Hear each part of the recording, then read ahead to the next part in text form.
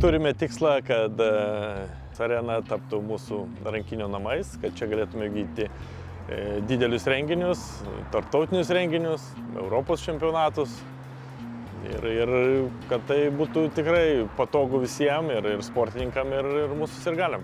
Pasirašydami ilgalaikio bendradarbiavimo sutartį, daug rankinio rinktinės rungtynių mes atvedame į Vilnių.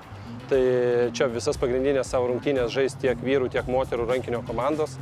Net neabejoju, kad abipusė partnerystė paskatins dar labiau domėtis sporto bendruomenę rankinio rungtynėm ir plėsti savo akiratį šioje fantastiškai įdomioje sporto šakoje.